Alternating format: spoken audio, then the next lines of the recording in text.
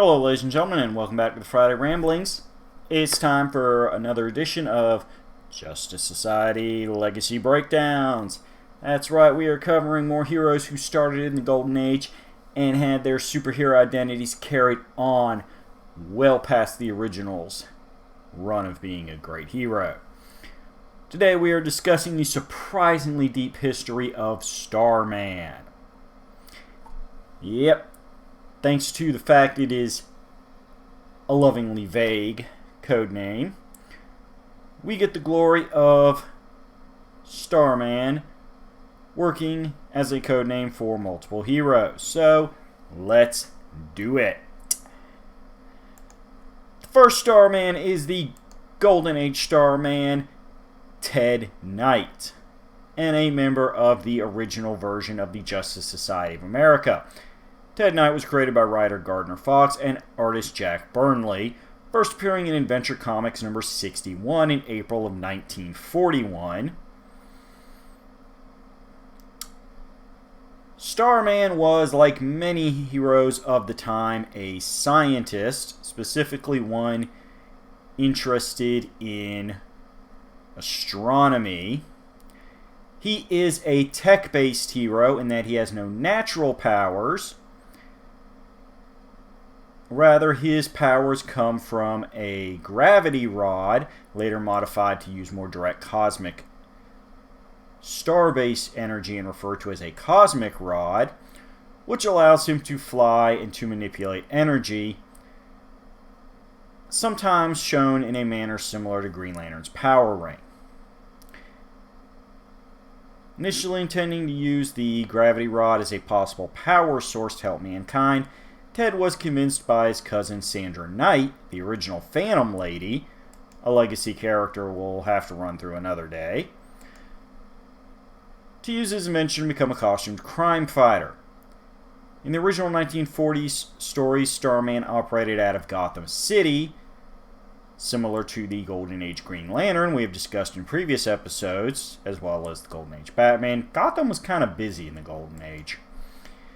However, this was later retconned in the 1990s to Opal City, thus giving the Ted Knight and some of his successors their own city to protect. Starman's first and major recurring villain is the Mist, an elderly scientist who develops an invisibility potion that leaves only his head and hands visible in midair. Starman's Rogues Gallery also includes Astra the Astrologist, Cuthbert Kane, Dr. Doog, and the Secret Brotherhood of the Electron. Starman frequently worked alongside the FBI throughout much of the 1940s before serving in the wartime All-Star Squadron. Ted also served in the U.S. Air Force during World War II, serving very briefly as a pilot.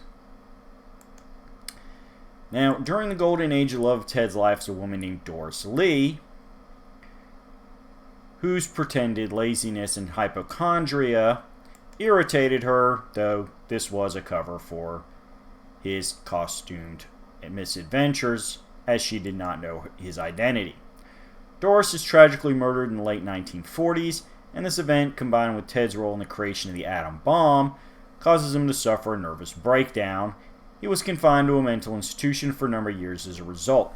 Note that most of this time period was basically used to explain how, as a Golden Age hero, he retired without specifically aging him to a point where he was not physically able too soon after the end of the Golden Age. In later Starman books, it is revealed that Ted is motivated to return in active duty in part to his own time-traveling son Jack, who we will discuss later in this video. Can't go too deep too soon. Also revealed in the 1990 series, a retcon that Ted Knight had a brief affair with the first Black Canary in the 60s, both events being blank spots in the post-crisis timeline, since it was all one big history on one Earth, instead of the original pre-crisis method of the Golden Age heroes being on their own planet and the Silver Age heroes being on their planet over here. One of those fun things. Eventually, like the rest of the Just Society, Starman spent many years in retirement, but eventually returns to help mentor and occasionally assist the team's spiritual successors in the Justice League. During his years as a civilian, Ted marries a woman named Adele Doris Drew and fathers 2 children, Jack and David. Starman is finally sidelined from hero work by the events of the 0 Hour miniseries, where the effects of a form of magical energy that most of the JSAers were exposed to early in their career is undone.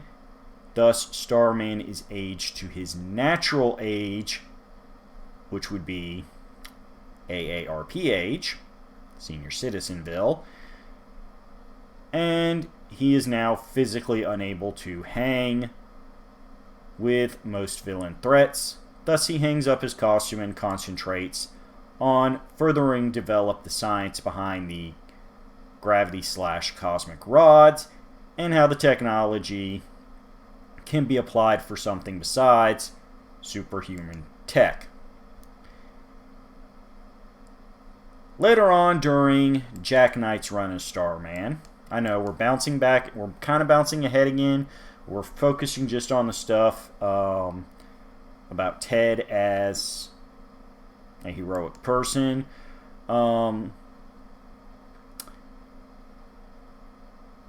Ted finds himself both advising Jack and occasionally, when threats to Opal City become too big for one hero alone, assisting Jack specifically in side battles, including 2 fights against Dr. Phosphorus. Ultimately, in a battle late in the Jack Knight-focused Starman series of the 90s, where all of Opal City was vastly threatened by the returning Golden Age mist, as well as JSA villain Ragdoll, he managed to take the Golden Age Mist, who felt that he had nothing left to live for in his advanced age, and prevent him from destroying all of Opal City. At this time, Ted reveals that the 2 battles with the radiation-powered Dr. Phosphorus had given him terminal cancer, and so he was going to go out on his terms, using his old prototype gravity rod to move Mist, the bomb attached to his rapidly failing heart, and a large chunk of the ground around them out into space where the explosion would not hurt anybody. Ultimately, the 2, in their final seconds, managed to find a bit of peace, as Mist expresses the fact that, when it was all said and done, he really felt like at the end of his life he had nothing but his rivalry with Starman, and felt that old age was not a proper sense of closure. Ted's response was simply, dude, I know it's horrible getting old, but you can't be evil. That's what I do. I stop evil. And there you go. However, Ted Knight would appear in ghostly form to Jack one last time before the series ended, giving Jack some of the advice he needed to make the right decision in his personal life.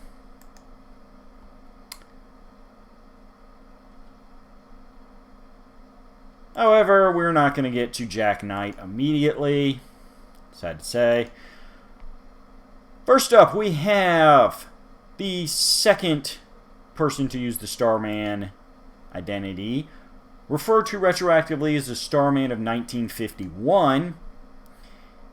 This was a superhero who, in pre-crisis continuity, was actually Batman, who briefly took up the mantle in a detective comic story from 1957, using star-based variants of his usual equipment due to a hypnotist having given Batman a fear of bats that prevented him from doing his usual superhero shtick.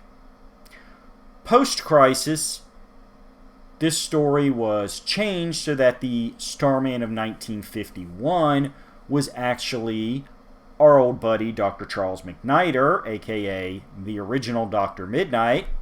We just talked about him last month.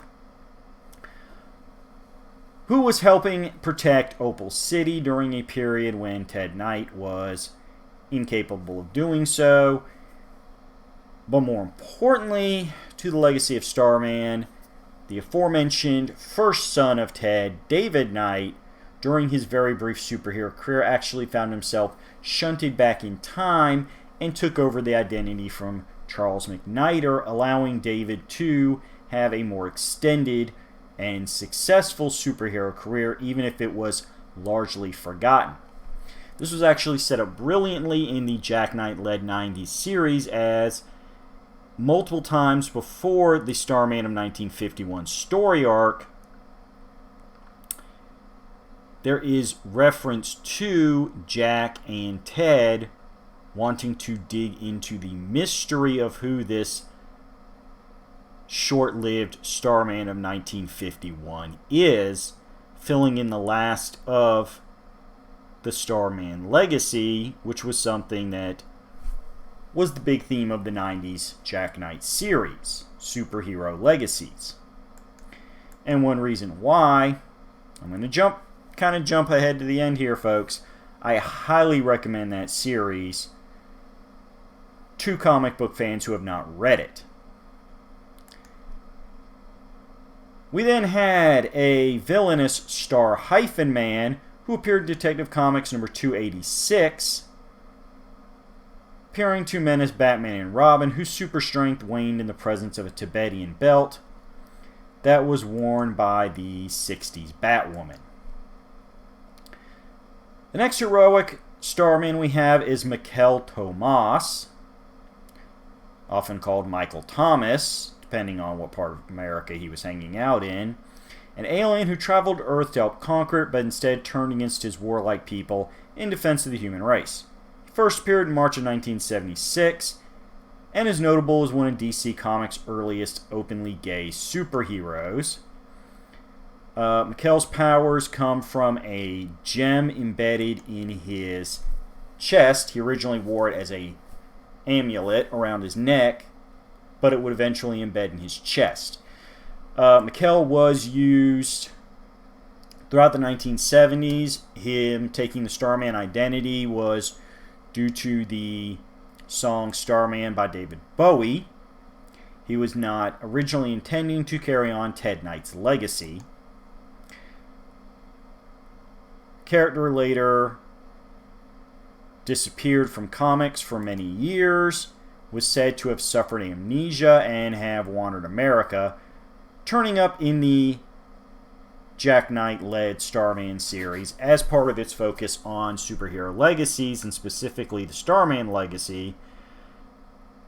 He was found amnesiac in a corrupt local circus as part of the Sideshow Freak Act.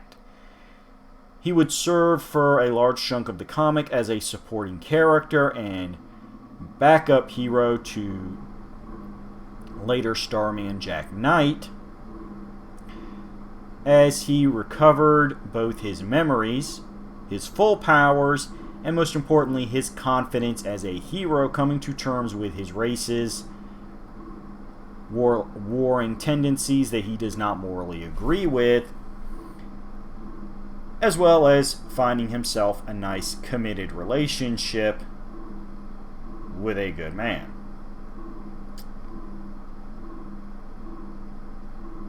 Ultimately, he would show up again in the short run of Justice League written by Starman's writer James Robinson, who basically gave Mikkel one last chance to be a A-list hero in his own right. Unfortunately, that run of Justice League was sadly cut short. Still, we move forward. The next Starman was another alien, this one known as Prince Gavin from Throne World, briefly affiliated with the Justice League of America. He debuted in Adventure Comics 467 in November of '79 and appeared in only 13 stories between '79 and '81.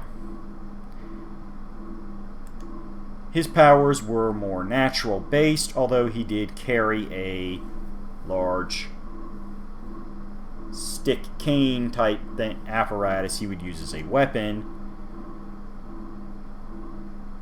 He was, as the name Prince would imply, a member of the royal family of an interstellar monarchy called the Crown Imperial,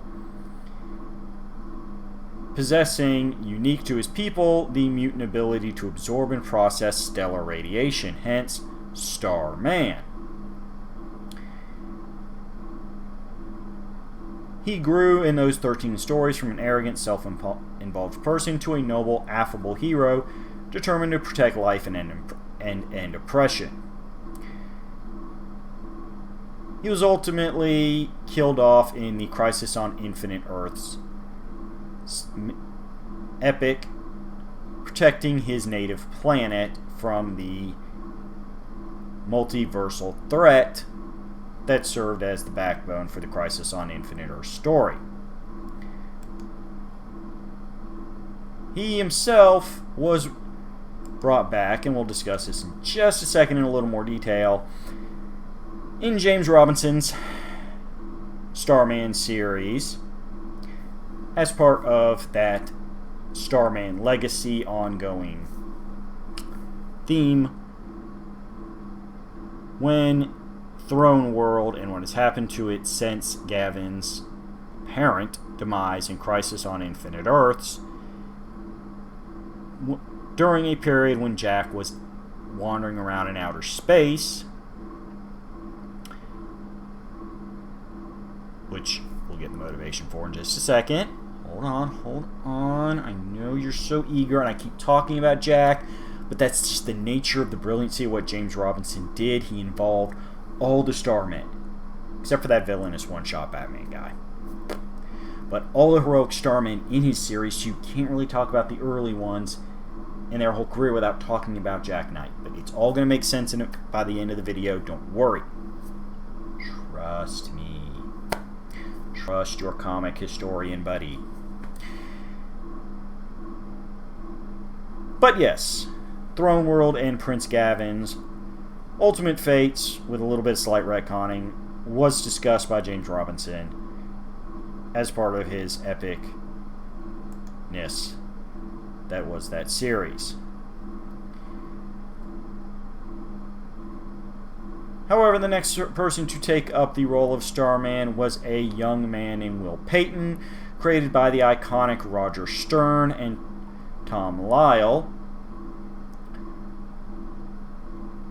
He showed up post-Crisis in Starman #1 in October of 1988. Will Payton gained his powers of flight, super strength, a mild amount of shape-shifting, and firing bolts of energy from his hands after being struck by energy from a satellite in space. The satellite had been launched by the Hutchinson Institute, and powers had been intended for their team of super agents, the Power Elite. Unfortunately, this Starman series did not last very long, and Will Payton's career was cut quite short. However, he did gain a good reputation among other heroes, showing up to assist in other people's books, including Superman, and appearing in a much larger crossover where he seemingly died fighting the supervillain Eclipso alongside many other heroes. However, as we said, James Robinson made sure Jack Knight learned about every single other person to hold the Starman identity before him. This meant that in the 1990 Starman series, there was a bit of retcons. It seems that the bolt of energy was not actually generated from that satellite, but had bounced off the satellite. The bolt of energy was what was left of the spirit and powers of Prince Gavin. And when he struck Will Payton, Gavin's soul power essence actually merged with Will Payton, and the being we had always known as the Will Payton Starman was basically Will Payton with some subconscious influence of Prince Gavin.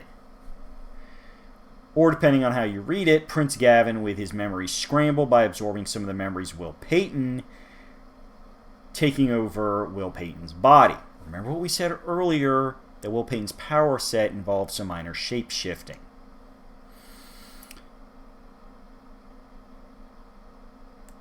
The interpretation of exactly what happened has varied, and in the aforementioned series where Jack went into space, see, the reason he went into space is he eventually got romantically involved with a woman named Sadie, who was actually the sister of Will Payton and had been looking for him since his demise against the villain Eclipso, as she believed he was not truly dead.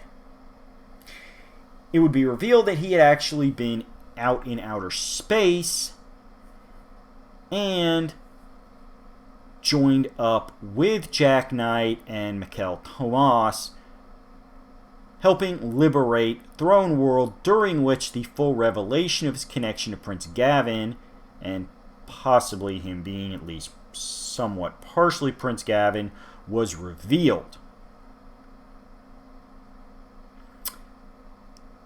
This resulted in a story where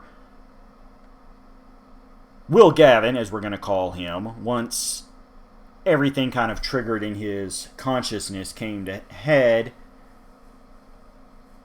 shifted his appearance to resemble Prince Gavin, not only rallying the people in their rebellion against their corrupt new ruler, who had debatable legal right to rule anyway, decided to stay in space and take care of throne rule, living by and large as Prince Gavin, although he admitted there was still a lot of Will Payton in him, including his love for his sister Sadie and his, as such, approval of the good man Jack Knight to be in a serious long-term relationship with Sadie. Good times. This brings us up to the Night Boys.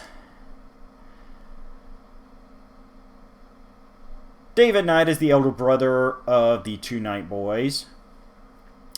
First appeared in Starman Volume 1, number 26 from 1990, having taken up his father's mantle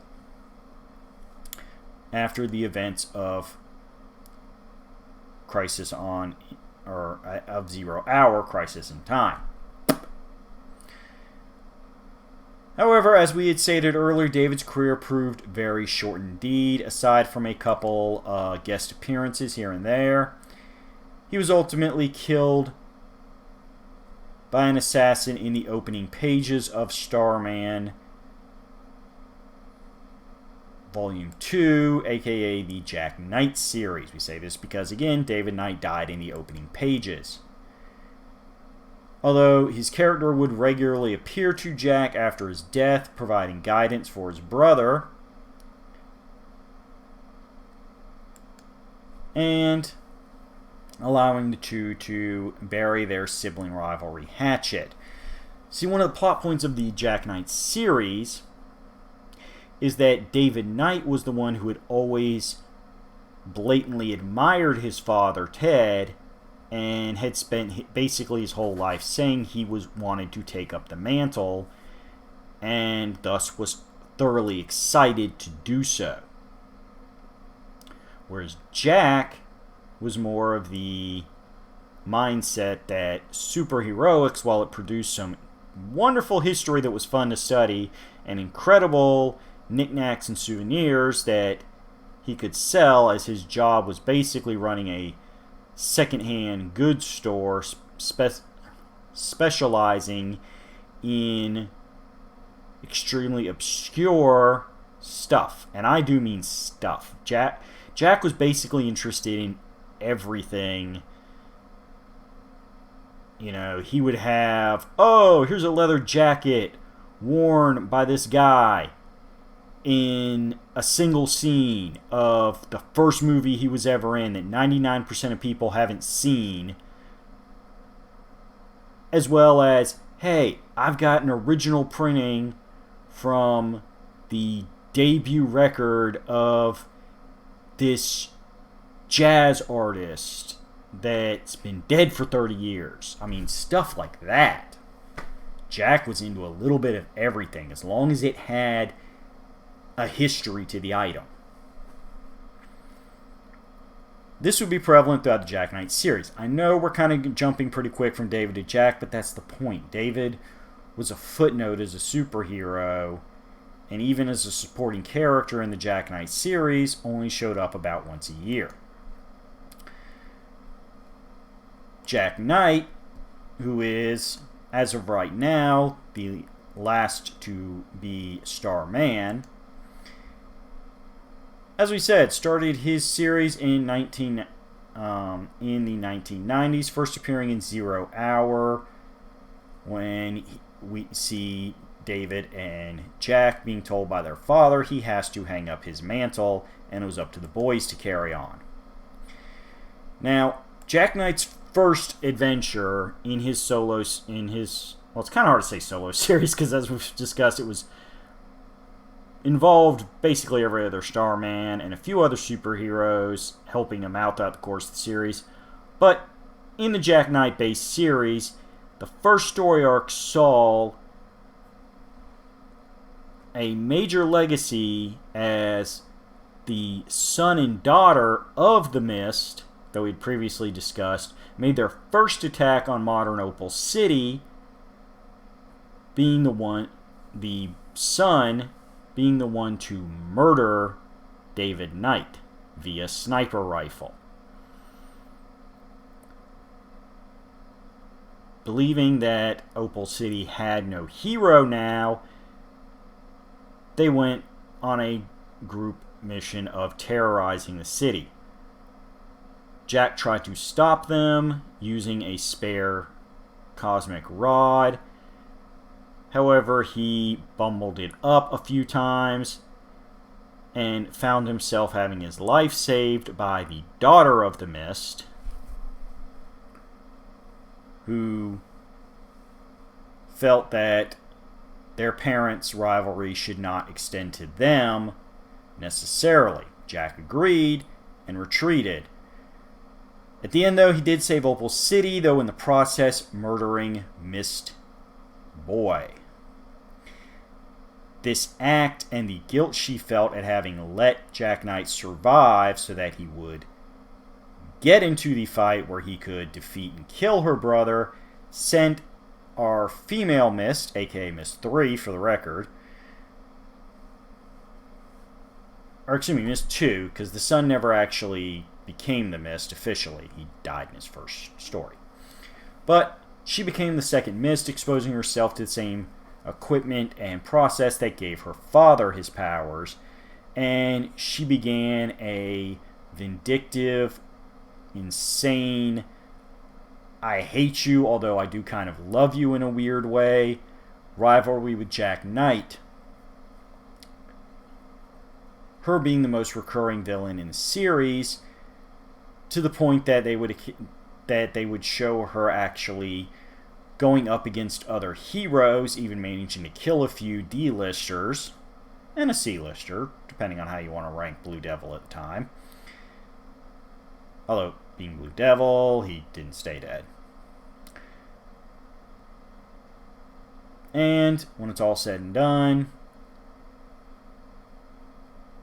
threatening and teasing Jack that she would come back one day. She eventually did, and in a scheme that involved drugging Jack and stripping him of his not just superhero equipment, but his clothes, she sent him on a gauntlet against her mooks, and at the end of it, revealed that she had not just left him naked and helpless when he woke up, but had taken advantage of him sexually while he was passed out, and that she had gotten pregnant from it, threatening to raise the boy as a third-generation supervillain, further tormenting Jack with the idea that his own son will hate him one day.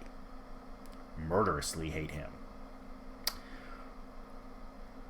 Fortunately, in that big final battle between the Mist family and the Starmen of Opal,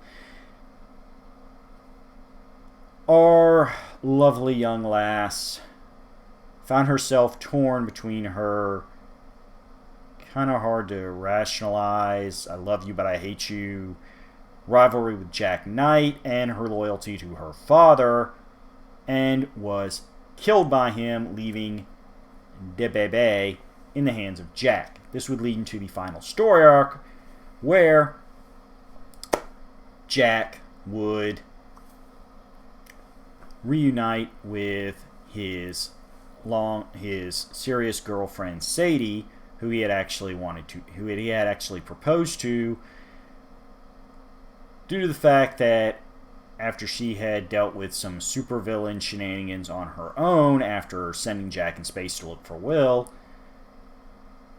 she had left Opal City, saying that if Jack followed her, proving that he loved her more than Opal, she would be happy to settle down with him as two regular people, no superhero or supervillains in their life, out in California.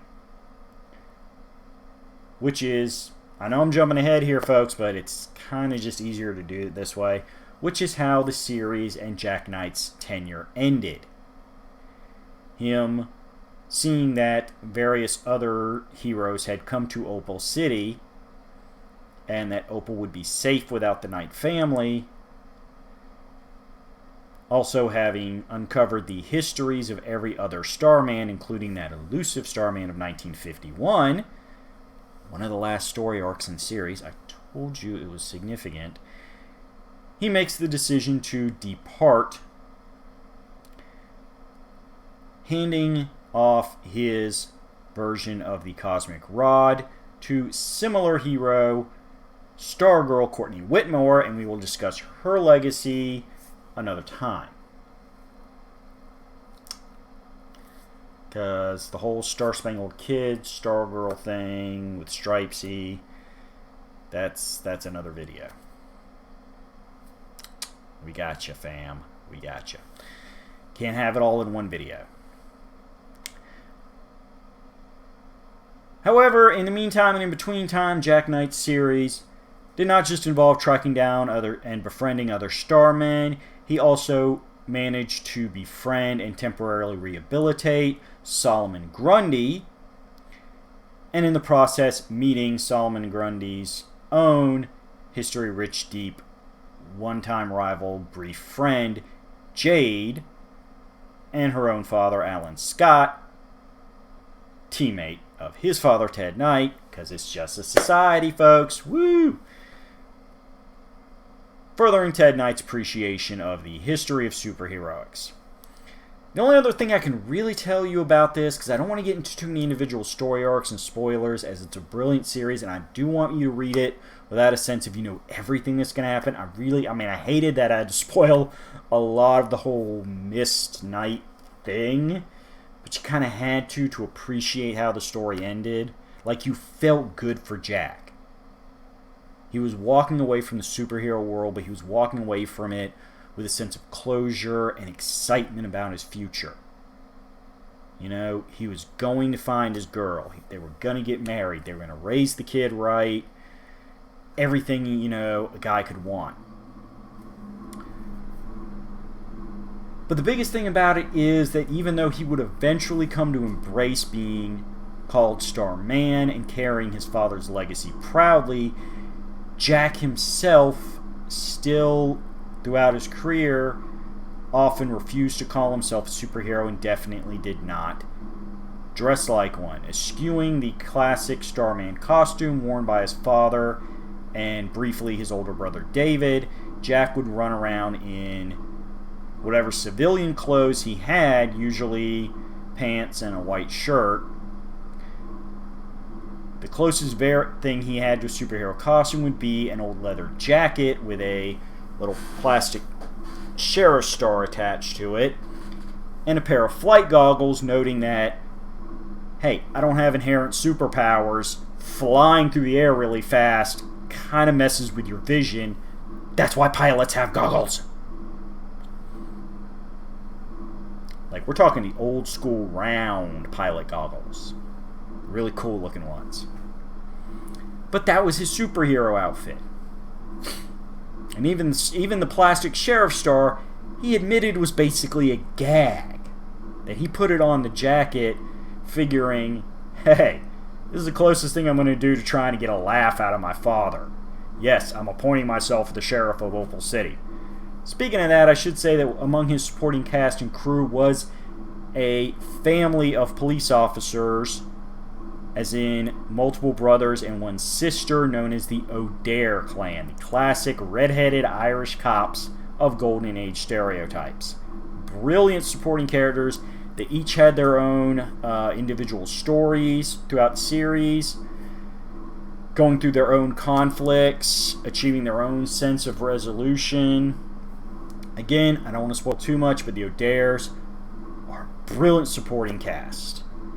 And further cemented the fact that, unlike some heroes, Starman was openly embraced by all of Opal City, even if Jack didn't want to wear a flashy costume. So, here's your wrap-up. You have 3 members of the Knight family, including Jack, as your most recent Starman. Oh, real quick, I should mention before we do the total wrap-up, Jack was one of the founding members of the Modern Justice Society of America. However, when his series ended, in order to reinforce the continuity of him retiring, he did leave the Justice Society team, being one of the first major members to depart from the team. Throw that out there. But we have 3 members of the Knight family. Most importantly, Ted and Jack. That's my ring finger. I'm not flipping anybody off. I did that intentionally. That's why I didn't start this way with these fingers. We had 2 aliens. A dude that may have kind of sort of merged with an alien or been replaced by an alien, that were not directly linked to the Knight Legacy, but were proud Starmen all in their own right. A Starman of 1951 who was briefly our old buddy and JSA teammate, Dr. Midnight, but also David Knight, helping validate some of his brief and seemingly loser career as a Starman. He wasn't a loser, he just didn't have as much time to gain his rep. And there you go. That is, what? 6 Starmen? Plus an asterisk for Charles McNider filling in as the original Starman of 51. Not counting that Batman pre-crisis story. We're sticking with post-crisis, though we did throw that earlier for note. Man, that's a pretty thick legacy. That's one of the thicker legacies we've covered here. So, if you're an old school fan, dude, Ted Knight's a great member of the JSA. The early 90s JSA series, it focused on the elder members basically going on one last ride, had some good moments from Ted Knight. Up until 0 Hour ruined everything. Jack Knight series is highly recommended. If you're anybody who appreciates comic book history, the ideas of superhero legacies, how important they are to us as comic book readers, and how in universe, how much they can affect the lives of not just the people directly carrying the legacies, but those in and around the legacy, it's a must read. Yes, there were some retcons in it, but they were retcons designed to smooth out the continuity of a legacy of heroes dating back to pre-Crisis, when the continuity was literally an entirely different continuity. As I said, we had the 2-Earth thing, that then became a 1-Earth thing. We had to fill in gaps of what happened to Ted Knight for a few decades. It's all good. It was good retconning because it smoothed out. It took chunky peanut butter and made it smooth, creamy peanut butter. Peanut butter. No offense intended to people with peanut allergies. I hope you appreciate the metaphor for what it was, and was in no way an indictment of you and your unchosen, definitely not intended food allergy. Feel free to substitute that peanut for any other butter that comes in multiple consistency and is fun to spread on sandwich. Metaphor of your choice. And when it's all said and done, we add Starmen in multiple iterations of the JSA, because that's what brings it all back. Now, as I've said before, at the start of our September run episodes here, we are taking a break from our usual ongoing thematic episodes for our annual Halloween countdown. So next month you will not have another Justice League entry, but we will be back in November. So check it out, all you comic history loving folks. And in the meantime and in between time, I am the Bardic one. I will be here every 7 days to ramble on Friday, because we call the show the Friday Ramblings. It's all circular logic. I ramble on Fridays because it's the Friday Ramblings. It's the Friday Ramblings because I ramble on Friday. Circle. But rest assured, even if you are a comic historian, you don't have to wait till November. You can watch me every week, because if it's entertainment, it is fodder for thought on the Ramblings. I hope you do like this video. I hope you do subscribe to the channel so you can know when every video comes out. Hit that alert notification bell. And more importantly, drop a comment, because comments are fun. And while I may not respond within a few minutes, I will eventually respond to any comments left, because I love my viewers and I love anybody who comments. You know what? You can even comment on something that's not pure love. Just remember the rules of Roulette Productions and the Friday Rambling.